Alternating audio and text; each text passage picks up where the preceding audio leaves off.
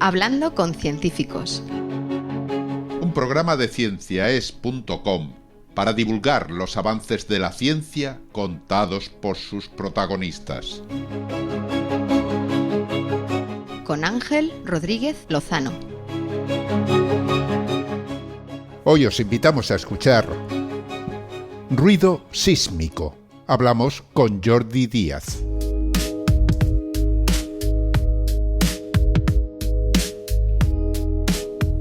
Todos esperamos que un terremoto haga vibrar el suelo bajo nuestros pies. Es algo normal. Y para medir ese movimiento existen los sismómetros. Sin embargo, estos aparatos detectan muchas otras vibraciones que no tienen nada que ver con los movimientos sísmicos. La traca final de las fiestas del pueblo, la euforia de la afición local cuando su equipo marca un gol, los saltos de la multitud en un concierto, el paso de un camión de gran tonelaje, etc. Estos son pequeños movimientos del terreno que se suman a muchos otros, como los generados por las olas del océano, la lluvia, el viento y otros fenómenos naturales. Así, junto a las ondas generadas durante un terremoto, los sismómetros detectan muchas otras vibraciones en forma de un ruido de fondo difícil de interpretar, el ruido sísmico.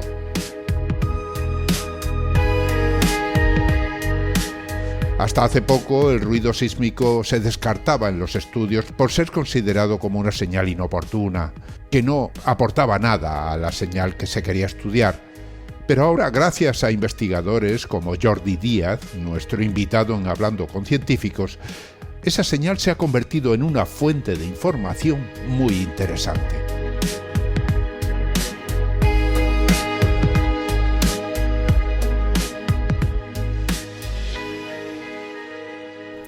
Hablamos con Jordi Díaz Cusí. Es investigador en el Instituto de Geociencias de Barcelona, que es un instituto que pertenece al Consejo Superior de Investigaciones Científicas. Y vamos a hablar de fuentes de ruido sísmico. Un saludo, Jordi. Muchísimas gracias por estar con nosotros aquí en Hablando con Científicos. Nada, gracias a vosotros por vuestro interés. Es un placer estar aquí. De acuerdo, pues vamos a entrar directamente en materia, ¿no? Ruido sísmico. ¿A qué llamamos ruido sísmico? Bueno, en principio solemos designar con ese nombre a cualquier tipo de vibración que se registra en nuestros aparatos, en los sismómetros, y que no viene generada por un terremoto. Normalmente los sismómetros, la red de sismómetros que existe en distintos lugares, su idea original era justamente registrar las vibraciones de los terremotos con el objetivo de poderlos localizar, calibrar, etcétera. Pero esto igual registra pues las vibraciones que puede generar pues desde un camión que pasa por ahí cerca hasta un animal saltando, hasta la lluvia, hasta cualquier cosa.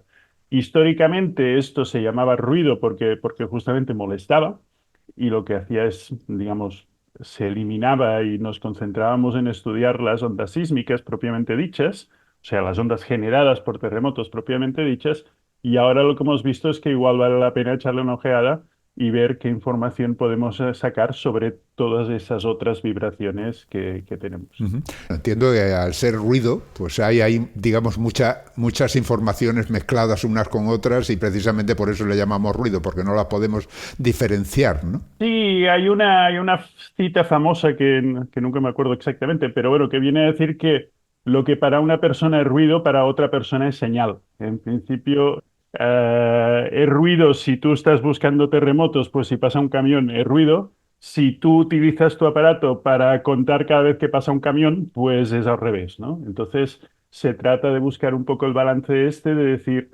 vamos a ver qué información, igual el ruido, la palabra está ruida, ahora ya empieza a haber gente que dice, este es como un poco desdeñoso, igual buscaríamos otra expresión.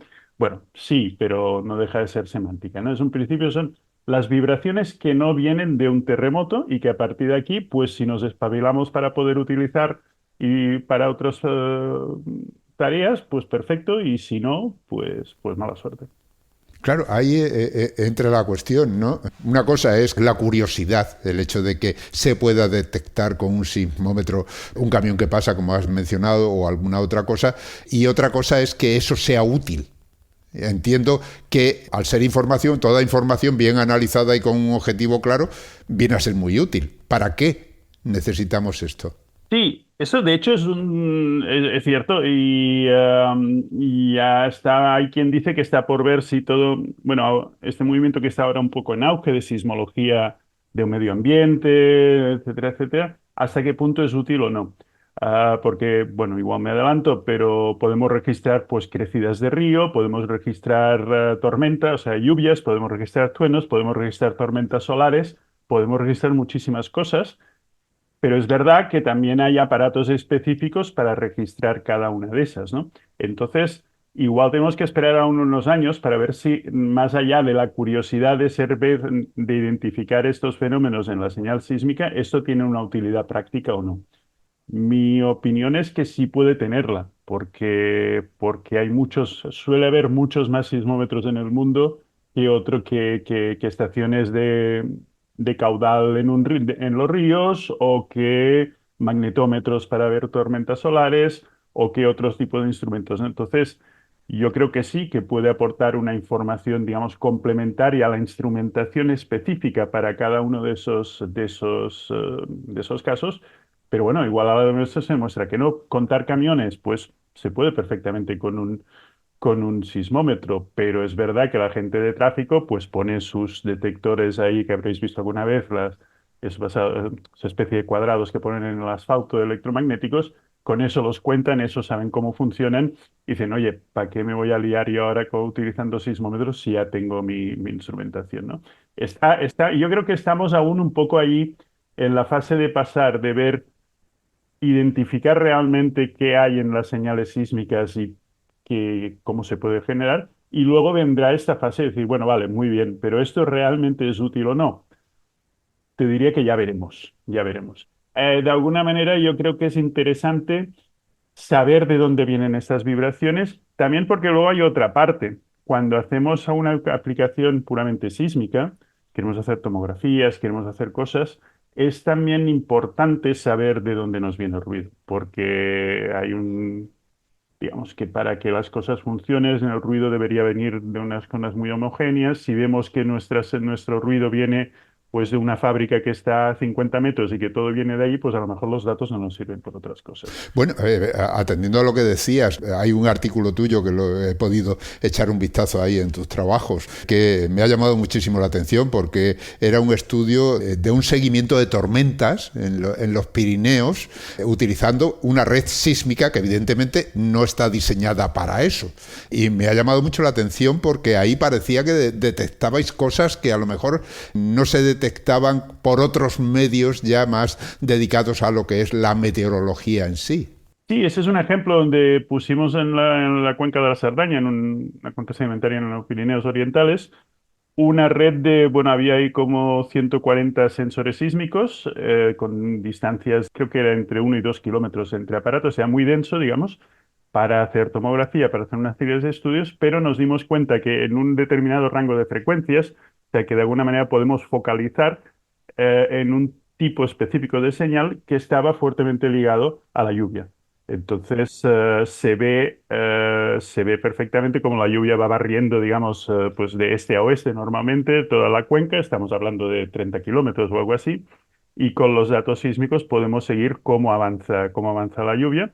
Entonces, comparado con las estaciones meteorológicas, bueno, estaciones meteorológicas, digamos, oficiales en la zona, creo que había tres, nosotros tenemos 140 datos, y lo que hicimos fue trabajar con meteorólogos de aquí de la Universidad de Barcelona, recuperar los datos de radar meteorológico, que eso es lo que, volviendo a la pregunta que hacías al principio, dices, bueno, todo esto está muy bien, es simpático, pero ya tenemos los datos de radar que también nos permiten ver esa evolución. Es verdad, sí.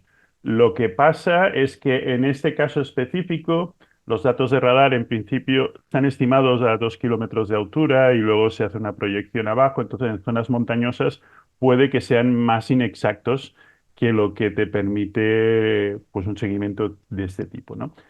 Es verdad que tampoco vas a montar 150 estaciones sísmicas que tiene un coste logístico, etcétera, simplemente para monitorizar.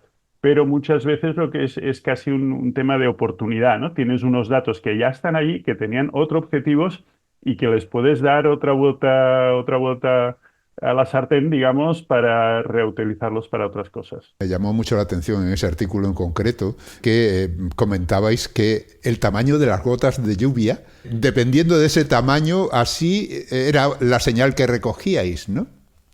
Sí, bueno, eso es porque hay un instrumento meteorológico que permite ver el tamaño de las gotas cuando caen en un sitio concreto, la gente de la UB, y hacíamos una relación con el tipo de señal sísmica, porque dices, bueno, lo que registramos que son las gotas cayendo en el suelo, parece que es lo más normal, digamos, y a partir de aquí intentamos ver si realmente había una relación entre tamaño de gotas, o sea, cómo tiene que llover de fuerte para que lo detectemos sísmicamente, ¿no? Por decirlo así. Sabemos que cuando hay una lluvia fina de estas, fin, normal, digamos, se llega a lo mejor a veces, lo llegas a medio intuir, pero no puedes poner una entrada y un final. En cambio, cuando llueve fuerte, pues sí. Entonces, es el tamaño de las gotas, es la intensidad de la lluvia, aunque las gotas no sean muy grandes.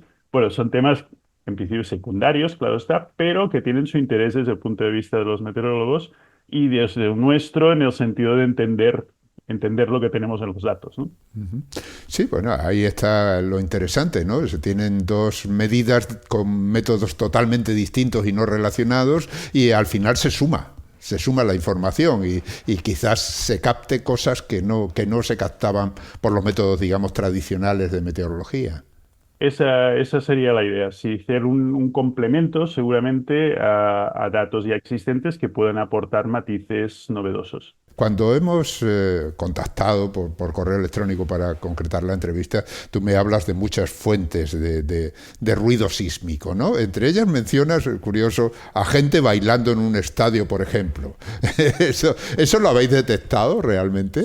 Sí, sí, de hecho salió hace no mucho con los conciertos estos de Taylor Swift, un poco por medio mundo y tal y que cual. Sí, sí, sí. A ver, hay una cierta, yo aún no tengo demasiado claro si lo que registras es la gente bailando o es la música de los altavoces, digamos, acoplándose a los edificios. Y es una discusión que tiene su interés, no sé, pero digamos, desde el punto de vista de intentar calificar, no está clara. Pero sí, empezamos ya muchos años. Nosotros estamos en la zona universitaria de Barcelona. Nuestro instituto está pues a 500 metros del campo de Barça, del Nou Camp, bueno, aunque ahora está en obras, ¿verdad? Donde se hacen pues partidos de fútbol y se hacían conciertos de música. Entonces tenemos un sismómetro en nuestro instituto y este sismómetro pues registra las vibraciones que se generan o que se generaban en el Camp Nou, ¿no? O que se volverán a generar. Y esto, bueno, y aparte de nuestro, pues en Montjuic hay geófono, hay sismómetros de en ciudades más o menos cerca de estadios. Entonces sí, se registra claramente pues tanto los conciertos de música como los partidos de fútbol. Cuando hay un partido de fútbol, aquí había 80.000 personas celebrando un gol de estos que importantes que dan un bote al mismo tiempo, pues este bote se detecta y tenemos la señal. Y lo que en su momento, bueno, fue divertido es que hacíamos una comparación entre los registros durante un partido de fútbol y los registros durante un concierto de música y se veía que eran muy distintos. Había armónicos, bueno, había una cantidad de detalles técnicos muy distintos y hacíamos esa discusión de que, bueno, una cosa es la gente que puntualmente mete un bote para celebrar un gol y la otra es la gente en un concierto de música. De hecho, hay algún estudio que intenta ya sistematizarlo un poco y tal, pero sí, sí. El suelo vibra porque la gente salta o porque la música, que gente baila o porque la música se acopla a los edificios. Yo estaba asistiendo hace unos días a las fiestas de mi pueblo, aquí en Villanueva del Pardillo, al lado de Madrid, y hubo una traca final. Sí, sí. Y francamente, yo notaba cómo vibraba el suelo bajo mis pies, aparte de dejarme medio sordo. Eso también lo detectaréis, ¿no? Sí, sí, sí, sí. Para empezar, yo bueno, tengo alguna publicación por ahí y tal. Los fuegos artificiales aquí en Barcelona, las fiestas mayores, la traca al final de las fiestas, todo esto se detecta perfectamente. Y sé de algún artículo con colegas nuestros en Valencia que habían hecho alguna de las las mascletas y todo el happening este que hacen allí específico donde habían hecho. Sí, al final todo esto, la idea es esto, tanto la música como la gente del fútbol no, pero los petardos básicamente te genera unas ondas de sonido y estas ondas de sonido se acoplan al suelo, se acoplan a los edificios, sí, y hay una transferencia, digamos, de onda de sonido a una onda mecánica, una vibración, que es la que registramos en nuestros instrumentos. Sí. Bien, hablemos de otras posibilidades, de otras aplicaciones que tú habías mencionado. Tú hablas de detección de las olas del océano o las crecidas de los ríos. Sí, las olas del océano es históricamente, digamos, la primera cosa que seguramente la primera cosa que se dieron cuenta ya al principio de las redes de sismómetros a escala mundial, 1920, 1930, 1940, que en una determinada franja de frecuencias, entre 0,1 y 1 hercio, básicamente, más o menos, que además es donde hay más energía en todo el mundo, pues estas vibraciones se generan por las olas en el mar. Y es igual que estés al lado de la costa, o que estés en Madrid, o que estés en el centro de Siberia, dominan mucho y se ven, y entonces tú puedes seguir, miras el espectro, miras cómo hay ratos que están más fuertes, ratos que están menos fuertes, y lo puedes perfectamente correlacionar con el estado de la mar, normalmente en los grandes océanos, en el Atlántico Norte, a veces también con tormentas locales que te pueden llegar cerca de la costa. Y seguro cuando hay los grandes huracanes y las grandes tormentas estas, se pueden seguir. De hecho, la primera manera que se pudo seguir el trazado de un huracán antes de haber satélites y antes de haber multitud de boyas y estaciones, etcétera, fue con datos sísmicos, comparando datos en la costa este de Estados Unidos, con las Antillas y con el sur, sí. Esto por los mares. En los ríos, pues sí, pues también. Si tú tienes una estación o varias estaciones cerca de un río, pues una buena parte del ruido que vas a registrar es el movimiento del agua, y no solo del agua. El agua lleva sedimentos, lleva piedras, lleva material que va rodando. Pues cuando el ruido ese que oímos todos cuando estamos al lado de un río de montaña, pues eso genera una vibración y lo puedo registrar. Y en este caso, pues no me enrollo demasiado, pero con una estación que teníamos en el laboratorio subterráneo de Canfranc, en Pirineos, donde es un ambiente muy tranquilo, etcétera, y cerca del río Aragón, pues podemos, no solamente las crecidas del río, sino incluso en primavera, podemos seguir todo el ciclo del deshielo, los días que el deshielo es más intenso o menos intenso, porque cuando pues hay sol, se empieza a fundir la nieve, en un momento dado llega al río, esto pasa normalmente por la caída de la tarde, durante la noche pues el río casi no lleva agua, al día siguiente empieza el río. Entonces esto lo podemos utilizar pues en este sentido, sí. ¿Podrían detectarse, por ejemplo, fenómenos ya más graves como puede ser un tsunami o una crecida de un río que arrastre un torrente y que pueda amenazar a una población antes de que llegue a la población? ¿Podría utilizarse también para eso? Sí, como red de alertas, sí, supongo que en torrentes de montaña sé que hay en Suiza y Francia hay algunos sitios específicos donde tal.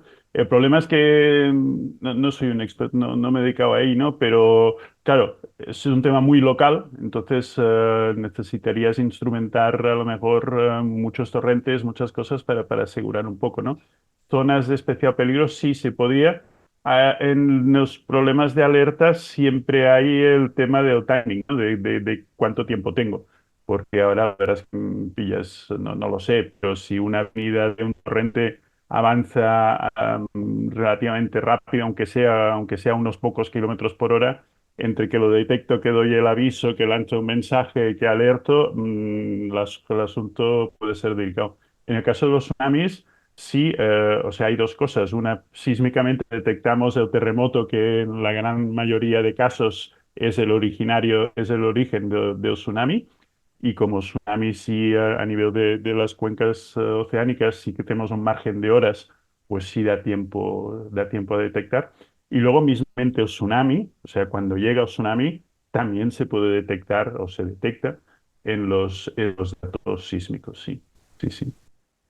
Otra fuente de ruido sísmico es el viento. Mencionabas el viento, ¿no? Claro, ya has mencionado los huracanes, y ahí imagino que entra todo, ¿no? La lluvia, el viento, los truenos, los rayos, ahí habrá un montón de Sí, señales todas mezcladas, ¿no? sí, en los huracanes, de todas maneras, lo que domina es el estado de la mar. O sea, el huracán no se genera siempre en mar y luego eventualmente toca tierra y tal. Y básicamente es eso, el oleaje lo que genera buena parte del... El viento también. El viento justamente acostumbra a haber problemas porque se solapa bastante en distintos rangos de frecuencia, porque claro, el viento, normalmente no registras el viento como tal, lo que registras es los efectos del viento.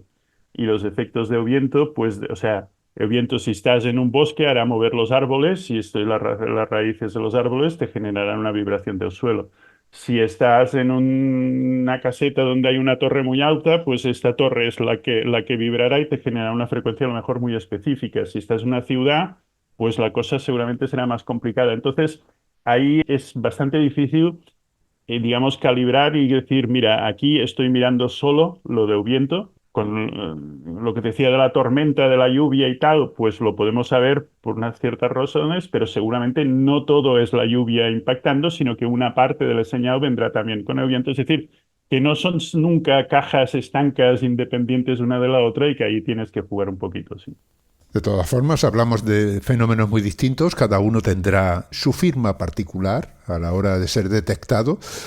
¿Cómo diferenciáis si un tipo de señal pertenece a un huracán, al ruido de las olas, a un grupo de personas que estén saltando en un estadio o vaya usted a saber, o cualquier otra fuente que pueda generar una señal sísmica de ese tipo? ¿Cómo lo hacéis? Bueno, yo siempre, bueno, cuando veo cosas, institutos y tal, siempre digo lo mismo. Igual que cuando vamos a la ópera o cuando escuchas ópera, no canta lo mismo el tenor que la soprano que el bajo, porque cada tesitura pues a lo mejor va por su lado y luego están todos, digamos, conjugados en la música final.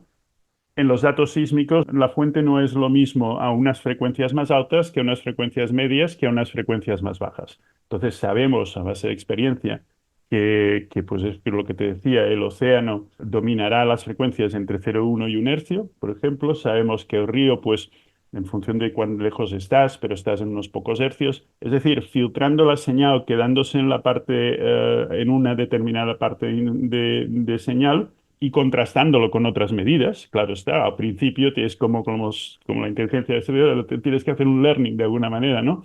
Si yo veo que cuando filtro la señal, pues me concuerda muy bien con los datos de una boya marina, pues dices, oye, pues esta parte tal. Si yo veo que en otro rango me contrasta bien con un caudalómetro en un río que está unos cuantos kilómetros más abajo, pues digo, oye, pues mira, pues me quedo que esta franja está dominada por ese origen. Si miro aquello de los partidos de fútbol, los conciertos, si yo miro time list del concierto de Caniche, dices, "Coño, cuadra perfectamente con los picos en esas determinadas frecuencias, pues ahí voy. Entonces, bueno, es un poco, digamos, de prueba y error al principio. Y hay cosas que están bien establecidas y cosas que no tanto.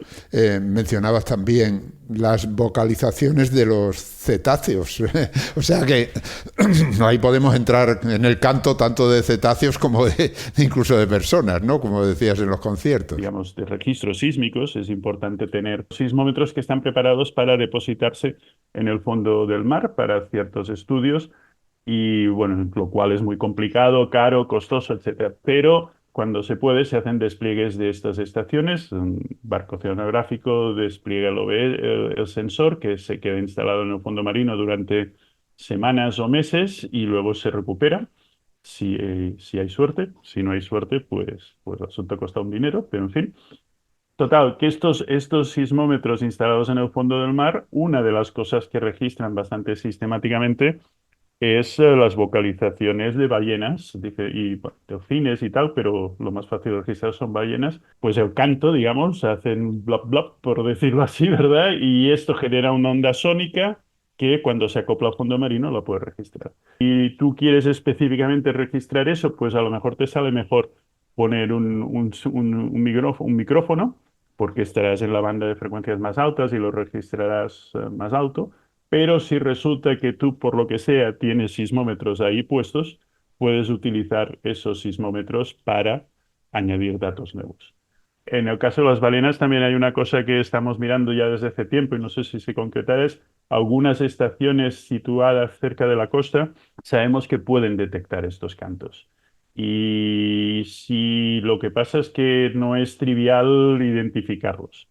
Y si fuera el caso, pues podría ser interesante porque, por ejemplo, los datos de la migración de las balenas en el Mediterráneo pues son escasos. Hay voluntarios que salen a navegar con barcos y apuntan en bueno, en un ordenador, pero apuntan cada vez que hay avistamientos, pero digamos no hay una manera sistemática de tener una traza de sus movimientos. Entonces dices, hombre, pues si un día resulta que vemos que utilizando unas estaciones que ya hay o unas estaciones que podemos instalar específicamente sísmicas, pues eso nos puede servir para hacer un monitoring, digamos, continuo y, entre comillas, gratis, que es decir, fácil de hacer de la presencia de esto, pues es una cosa que puede tener su interés. Muy bien, Jordi. Nos tomamos un pequeño descanso y volvemos enseguida.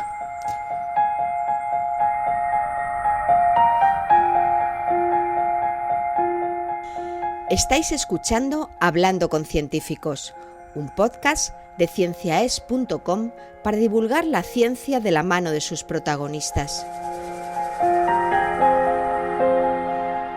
En nuestra página web podéis encontrar más de 400 entrevistas con científicos de todas las disciplinas. Os invitamos a escucharlas y compartirlas en redes sociales con vuestros amigos y conocidos. Cienciaes.com ofrece un conjunto de podcasts de acceso libre y gratuito a través de iTunes, Spotify, Google Podcasts, iVoox, TuneIn y muchas más plataformas. Y Radio Ciencia Es. Todo en cienciaes.com.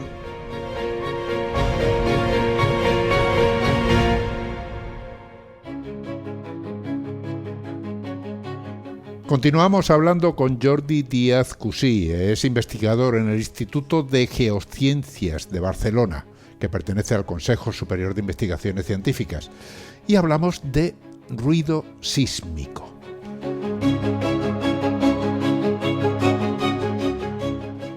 Jordi, bueno, como hablamos de ruido y estás mencionando frecuencias, lógicamente un ruido es una mezcla por ahí en la que llegan multitud de señales y lo difícil es separarlas, ¿no? Al final, estamos, o sea, se trata de determinar ahí esta frecuencia corresponde a este origen o no corresponde a este origen. Esa labor es muy complicada, ¿no? Bueno, es lo que te decía antes. En algunos casos está muy bien establecida y bueno, ya digamos podemos estar seguros.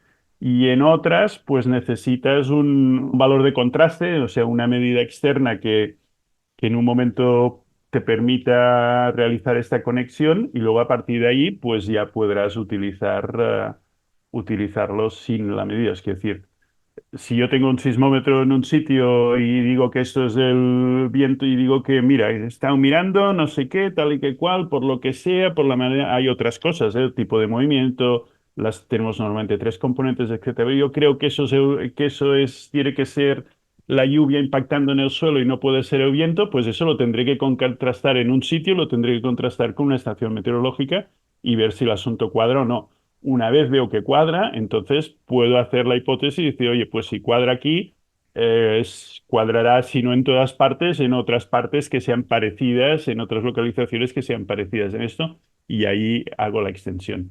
Pero sí, ya te digo, hay cosas que son muy fáciles de interpretar y bastante unívocas, que decir, esto tiene que ser por narices la gente saltando, porque a ver, otra cosa es que no supieras que ha habido un partido de fútbol y ha habido un 6-0 y ha marcado un gol en el último minuto, ¿no? Pero como sí lo sabes, pues bueno, ahí queda bastante claro.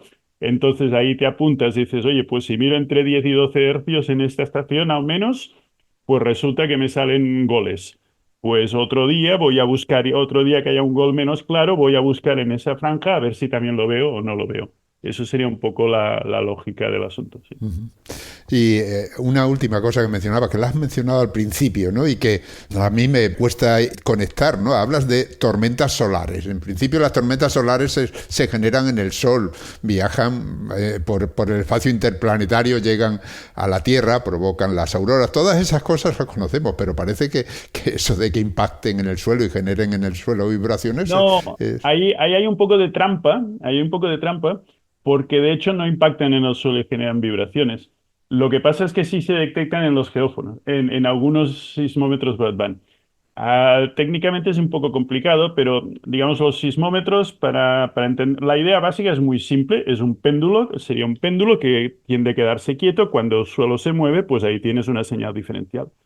Esa es la idea básica. Lo que pasa es que actualmente las cosas son un poco más complicadas, son sensores muy, digamos, sensibles, o sea, pueden detectar movimientos muy pequeños. Y de hecho, la manera que es, ahí igual va a ser difícil explicarlo así sencillo, pero básicamente los geófonos de banda ancha actualmente tienen una pequeña masa que siempre se queda quieta, y lo que mides es la corriente que tienes que inyectar para que esta masa se quede quieta. ¿Qué quiere decir esto? Pues nada, quiere decir que la medida, lo que luego transformas a movimiento del suelo, de hecho, es una corriente que se aplica el geófono, o sea, el sismómetro, en su interior.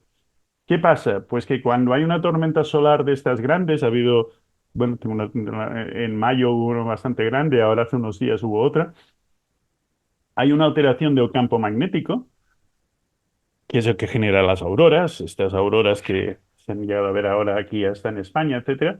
Hay una alteración del campo magnético, y esta alteración del campo magnético entra, si el geófono no está bien aislado, entra dentro del geófono, se registra dentro del geófono, y como se registra como si fuera una vibración del suelo. O sea, la medida esta de eléctrica que tú estás midiendo y que normalmente está ligada al movimiento del suelo, en este caso no está ligada, sino que es una corriente parásita provocada por digamos, las auroras boreales, por la anomalía magnética, que entra en el sensor, y como nosotros en principio no lo sabemos, lo interpretaríamos como un movimiento del suelo. En este caso no es que la tormenta solar haga mover el suelo, sino que los sensores Broadband, algunos de ellos, hay algunos que están específicamente diseñados para estar bien aislados magnéticamente, pero hay otros que no. En algunos de ellos se genera ahí sí un ruido, una señal espuria que no tiene nada que ver con movimiento del suelo, pero que no deja ser una señal. Y que ahí, bueno, de hecho tenemos algún artículo por ahí enviado, porque vuelve a pasar lo mismo. Son complicadas, cada una es distinta, pero hay muchísimos más sismómetros que magnetómetros. La manera de registrarlo es, con un magnetómetro se ve perfectamente. Pero magnetómetros a red mundial, pues en España a lo mejor habrá 3, y sismómetros, no sé, o 5, no me acuerdo ahora, y sismómetros habrá como los 50. Entonces, bueno, pues a lo mejor te importan aunque sea una señal espuria para nosotros, que a nosotros nos molesta y que no tiene nada que ver en este caso concreto, no tiene nada que ver con que el suelo tiemble, sino con que lo hemos registrado sin querer, porque digamos se ha colado allí, ¿no? Y entonces se le puede intentar darle la vuelta a la tortilla y decir, bueno, pues ya que se ha registrado, pues oye, tenemos estos puntos y podemos mirar a ver si se puede hacer algo con ello o no. O sea que realmente lo que podemos decir es que los de peor calidad, porque están menos protegidos, son los mejores para esto, ¿no? En este sentido, sí. Y de hecho, bueno, con la tormenta de mayo tengo un artículo enviado ahora donde me dediqué a mirar un poco a nivel de todo el mundo, y sí se ve eso, claro. Pues hay algunos que están mejor aislados, incluso en algún sitio donde hay algunas estaciones específicas donde tienen distintos sensores, y ves que en uno sí y en uno no. Con lo cual, en este caso es un poco distinto a todo lo demás. Todo lo demás que hemos comentado eran vibraciones generadas por fenómenos los que sea, pero vibraciones del suelo. En este caso no, en este caso es una señal, digamos, espuria que se cuela en el aparato, pero que, oye, ahí la tienes, pues igual también la puedes explotar. Muy interesante. Recientemente habéis publicado un artículo y de hecho nos habíamos puesto en contacto por ello y le vamos a dedicar un tiempo. Es un artículo que habla de las fuentes de ruido sísmico en un entorno de minería a cielo abierto, ¿no? Ahí habéis estado estudiando un lugar concreto, en la zona de minera de Río Tinto, y cuéntanos, ¿qué habéis averiguado ahí? ¿Cómo habéis detectado todo eso? Un poco en contexto, esto es un proyecto de colaboración en empresa, digamos, Estado, por decirlo así, ¿no? O sea, de CSIC con Atalaya Mining, en este caso, un proyecto de un plan, unos fondos específicos para fomentar este tipo de investigaciones. Y el objetivo último era el objetivo primero, quiero decir, es ver cómo técnicas de tanto de INSAR, de deformación observada por satélite, como de deformación estimada a partir de interferometría sísmica, que igual sería un poco largo aquí de explicar, pero bueno, digamos, de ver cómo justamente estas vibraciones que registran las estaciones varían pues con el tiempo o con el lugar, una cosa así. O sea, sería intentar ver cómo estos útiles pueden ayudar al imaging, al monitoreo, digamos, de lo que puede pasar en un entorno minero de estos. En particular, aquí estamos hablando de una balsa de estas de tailings, que eran, bueno, digamos, no me sale la palabra en castellano, pero en fin, Sí, sí. los residuos, Sí, digamos. balsas de relaves creo que se llaman, donde se almacenan pues los desechos que se generan en el proceso minero y que pueden contener pues metales pesados y otros contaminantes junto con agua. Correcto. Entonces, el objetivo era esto, ver cómo estos distintos útiles pueden ayudar a hacer este monitoreo. Y entonces, un poco el artículo este que mencionas sería un primer paso, que es un poco antes creo que he comentado así de pasada, para poder hacer este análisis, digamos, fino con los datos sísmicos, tenemos que saber un poquito de dónde vienen las vibraciones, ¿no? Entonces, hemos hecho un trabajo que sería, digamos, previo para situar un poco, para ver un poco diferentes fuentes en este entorno. Y esto pues incluye, pues mira, pues incluye, podemos ver cada vez que pasan coches o los vehículos estos pesados, los grandes camiones de minería por cerca de la estación, ahí se ve. Se puede identificar muy bien los periodos donde en un momento dado tienen que hacer recrecimientos, o sea, tienen que modificar la altura de la balsa, digamos, de la presa, por decirlo así, se ve. Se ve muy bien, pues cuando depositan los tailings en la balsa, van cambiando de lugar para que se rellene uniformemente. Pues nuestros sismógrafos pueden decir, bueno, pues aquí hasta el día 3 estuviste tirando aquí, en el día 4 empezaste el otro y además el día 5 por la noche algo pasó porque estuvisteis 3 horas sin tirar, ¿no? Bueno, este tipo de cosas que puede servir, en principio, estamos con lo de siempre, en principio la mina tiene un registro de si está 5 horas sin tirar o no, pero bueno, a veces no es tan claro y no está mal tener un registro independiente, eso por un lado, y de cara al trabajo que estamos realizando aquí, que están realizando no tanto yo directamente, pero colegas, Martín Schimmel, Pilar Sánchez Pastor, que están en nuestro instituto trabajando con estos temas, pues les permiten digamos, ver, pues, por ejemplo, si detectan una variación que podría ser estructural, que podría ser en el ruido, dices, bueno, sí, podría ser estructural, pero primero tienes que saber que no sea que justamente ese día el cambio viene porque es el día que dejaron de tirar los depósitos en un punto y ponerlo en el otro, ¿no? O sea, de alguna manera el artículo este es un trabajo previo a lo que será el objetivo fundamental del proyecto, pero a la vez tiene su interés intrínseco en el sentido este bueno, de identificar distintas cosas, ¿no? Claro, porque hablabas de balsas mineras, recordamos todo el caso de la balsa de Aznalcóllar que se rompió y que además causó un daño tremendo. Claro. Entonces, el gran peligro de esas balsas es que en un momento determinado pues sufran una rotura y entonces aneguen tierras, incluso pongan en peligro poblaciones.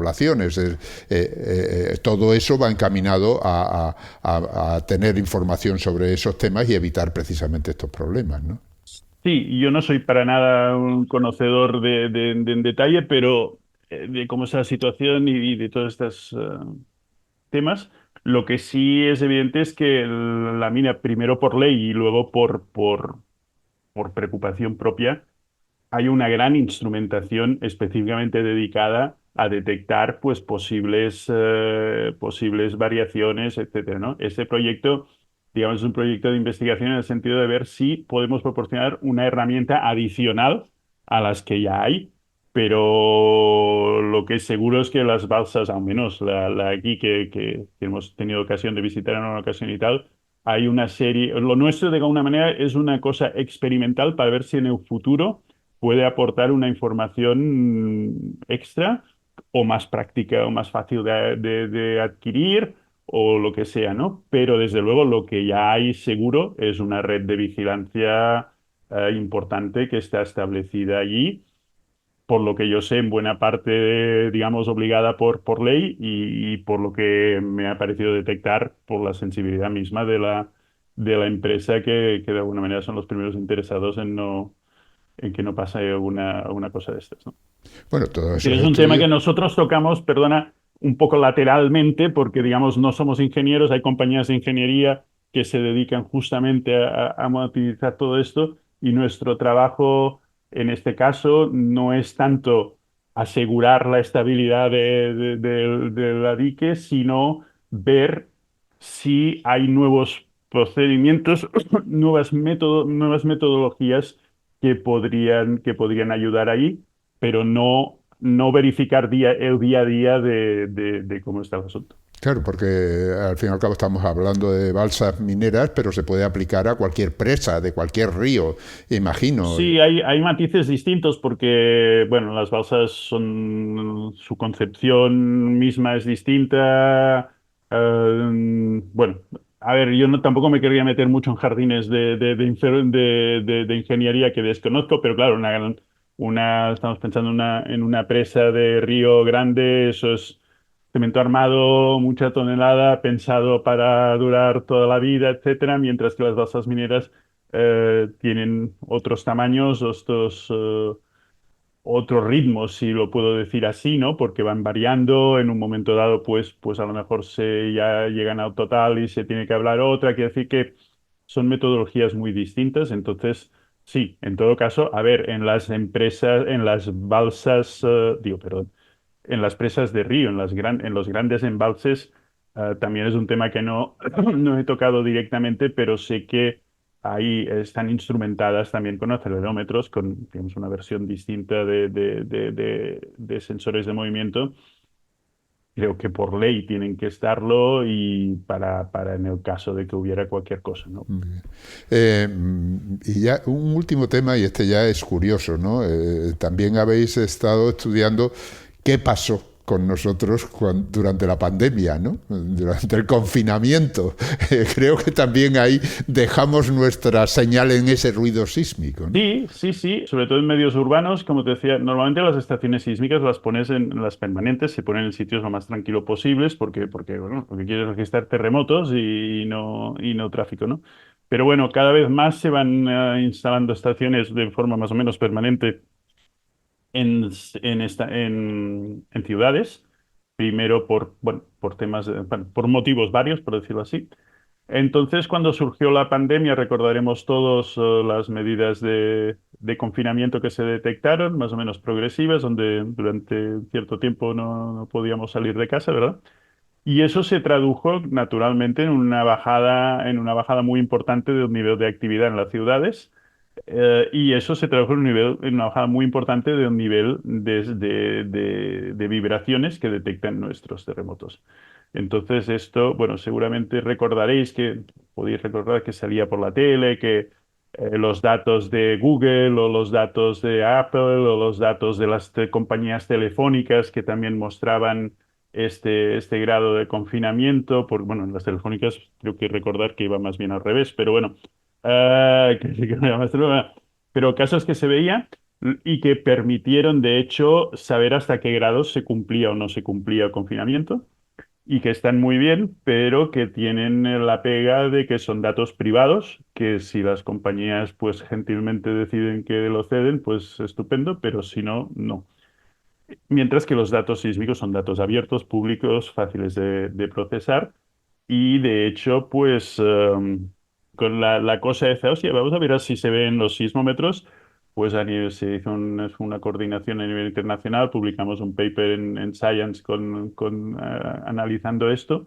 Y luego, en el caso específico de Barcelona, coincidió que por un proyecto que teníamos en marcha, teníamos pues más de una decena de estaciones básicamente en escuelas, en institutos y locales públicos dentro de la ciudad, y pudimos hacer un estudio y publicar un estudio bastante detallado sobre esto, sobre cómo bajó. Se veía muy bien las 2 semanas primeras, donde cuando cerraron las escuelas, luego un confinamiento más o menos parcial, las 2 semanas donde ese confinamiento fue más brutal y luego más brutal y más cerrado, y luego todo el periodo de recuperación traducido, o sea, visto por el nivel de vibraciones en una ciudad.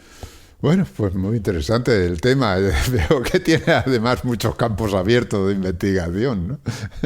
Sí, como te decía al principio, aún está por ver si o sea, ahora estamos bastante en la fase de que publicamos y vemos y dice, oye, pues mira, puedo utilizar los datos para esto, puedo utilizar los datos sísmicos para esto otro, puedo tal, tal, tal. Luego, es verdad que no es fácil establecer colaboraciones claro, tienes que hablar con hidrólogos o con meteorólogos o con oceanógrafos o con lo que sea. Cada uno acostumbrado a su instrumentación. Es un lenguaje, son lenguajes distintos, entonces no siempre es fácil establecer estas colaboraciones, y está por ver si a largo término esto se va a consolidar o no. Pero lo que es evidente es que cada vez más en las sesiones, en los congresos científicos, etcétera, hay estas sesiones de lo que llaman sismología del medio ambiente, sobre todo, y sismología urbana, que sería un poco, pues esto, ver hasta qué puntos desarrollamos estas ideas, que yo creo que son interesantes y que yo creo que son, digamos, complementarias, sobre todo en el sentido de que cuando hacemos campañas específicas para un tema tectónico, un estudio sísmico, sísmico tectónico, lo que sea, esos mismos datos, utilizarlos para otras cosas también. Yo creo que ahí es un interés claro. Bueno, hay una última cosa que me gustaría preguntarte. ¿Se utilizan todos esos datos que se recogen en las estaciones de seguimiento a partir de los terremotos, las ondas que se generan, se utilizan también para conocer el interior de la Tierra? Sí, claro, eso es el objetivo principal, sí. Claro, este ruido que se genera en algunos casos, o incluso podría ser provocado en algún momento con explosiones y demás, ¿podrían ayudar a conocer esa información? Sí, sí, lo hace, lo hace. Esto ya es una técnica. Yo aquí hemos focalizado en quién es que genera el ruido, pero una vez sabemos quién lo genera, o aunque no lo sepamos de alguna manera, ah, en los últimos 10, 20 años, el ruido sísmico, estas vibraciones, digamos, de padre desconocido, fino, o de múltiples padres y madres, se han utilizado para hacer imaging, para entender el interior del planeta. Históricamente, digamos que a partir de los años 80 o algo así, se empezó a utilizar de forma sistemática los datos de terremotos. O sea, tengo no uno, tengo muchos terremotos registrados en muchas estaciones sísmicas. Eso lo utilizo como, bueno, como si fuera una para hacer, como digamos, radiografías, o para hacer un TAC, o sea, un tal del interior de la Tierra, y así es como podemos saber cómo es el interior, cuáles son las variaciones a 50, 100, 200 o 600 kilómetros de profundidad, o 3000 en el interior de nuestro planeta. Primero se desarrolló, como te digo, utilizando datos de terremotos registrados en estaciones sísmicas.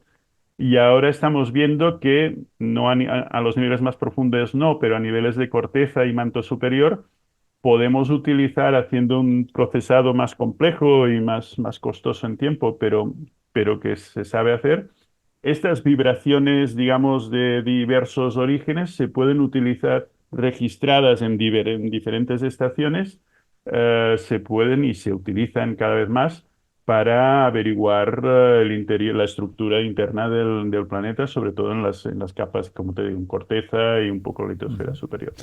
Bueno, pues el tiempo se nos echa encima, quedan aquí cuestiones por hablar, pero bueno, podemos seguir hablando en otra ocasión. A mí me gusta siempre que habléis del equipo, el equipo con el que trabajáis, ¿no? Cuántas personas lo componen, cómo os organizáis, para conocer también un poco cómo es esa vida investigadora que vosotros lleváis. Cuéntame, ¿cómo es el equipo que trabaja ahí contigo? Bueno, aquí en nuestro instituto se tocan muchas teclas distintas. Tenemos geólogos, pero también físicos, tenemos biólogos, también algún químico, en fin, es bastante genérico. Si lo concretamos más a la gente que trabajamos con datos sísmicos, pues sí, aquí estaríamos pues tres, cuatro personas, digamos, de plantilla, más postdocs, más algún doctorado que tenemos. Formación, pues los que trabajamos más directamente en datos sísmicas tendemos a venir de física, porque hay toda la parte de procesado de señal, de cálculo matemático y tal, pero hay una interrelación, digamos, total con geólogos bueno, para al final lo que nos interesa es interpretar los datos. La gente que está haciendo la tesis, pues suele venir tanto de un lado como del otro. Actualmente, pues tenemos un geólogo que está con nosotros haciendo una tesis en un trabajo en un proyecto específico en el noreste de España, de Iberia. Y sí, el nombre pues es un poco reducido, pero bueno, no tenemos un núcleo bastante consolidado desde hace ya tiempo de ir manteniendo este carácter. Nosotros, lo del ruido es una cosa novedosa que ha ido saliendo ahora, pero nuestro de toda la vida, nuestra especialidad es, digamos, hacer no tanto estudiar los terremotos en sí, sino estudiar estructura interna, tanto a nivel de corteza, profundidad del mojo, como un manto superior, en fin, saber qué hay un poco debajo de nuestros pies. Bueno, de eso hablaremos en otro programa, evidentemente. Ya para terminar, siempre lo digo, hay estudiantes que escuchan el programa. Alguno puede estar interesado en seguir la carrera científica y les viene estupendamente que les contéis cuál es vuestra experiencia, cómo ha sido vuestro camino desde no sé, a lo mejor desde la infancia. Desde tiempos remotos. Sí, en mi caso, pues yo hice la carrera de físicas aquí en la UB en Barcelona. En su tiempo había la especialidad de meteorología física de la Tierra y el aire, lo llamaban, que era, bueno, de alguna manera geofísica y meteorología. Hice, digamos, esta. Y luego surgió, digamos, en principio iba más para meteo que para otra cosa, pero por circunstancias surgió la oportunidad de trabajos de campo, etcétera, en temas de geofísica, y luego ya a continuación bueno, alguna pequeña beca, en fin, hice la tesina haciendo algún trabajín en el Instituto Cartográfic de lo que ahora es el Instituto Cartográfic y Geològic de Cataluña. Y luego surgió la oportunidad de una beca doctoral, una FPI en el extranjero, donde pude ir a París, al Institut de Physique du Globe de París, donde realicé mi tesis. Y nada, y luego en mi caso salió una plaza de titulado superior especializado, una plaza, digamos, de un perfil técnico, pero integrada en un grupo que en su momento era pequeño y tal, ya aquí. Y al cabo de unos pocos años, pues pude ya pasar, digamos, a la escala científica y trabajar, bueno, pues en este equipo, donde de hecho estoy aquí ya desde el año, ¿qué? 93 o algo así, o 92 o 93. Pero sí, en mi caso la trayectoria es un poco así plana, pero bueno, sí, sería este, ¿no? Perfil sería... El problema nuestro es que, claro, normalmente la manera que trabajar que tenemos es por proyecto, o sea, para hacer la tesis, em, casi en el 100% de los casos tiene que ser en el marco de un proyecto, sobre todo proyectos de plan nacional, donde, bueno, digamos que el número de becas no es elevado. Entonces, pues tenemos, digamos, es relativamente difícil entrar, aunque últimamente también hay, bueno, últimamente no toda la vida, sí hay posibilidad de otros contratos más o menos ligados a proyectos o, en fin, otras vías. Pero sí que en principio para hacer una tesis, bueno, primero la vía, digamos, nuestra normal es hacer la tesis y luego integrarte, si puedes, al mundo, digamos, académico. Y para hacer la tesis sí tienes que estar básicamente ligado a un proyecto, ¿no? Entonces, bueno, es lo de siempre. El día que te aprueban un proyecto y tienes que buscar candidatos, pues ahí está. Y luego, si no o sea, es difícil que cuadre un momento de acabar la carrera, o sea, de estar esperando posibilidad con el hecho de que haya una convocatoria abierta para un proyecto específico, ¿no? Pero bueno, un poco ese es el juego que hay y nada, yo diría si alguien está interesado, pues que se ponga en contacto y entonces, bueno, ahora mismo pues pinta justito. Empezamos un proyecto el año pasado, con lo cual, pues no sé.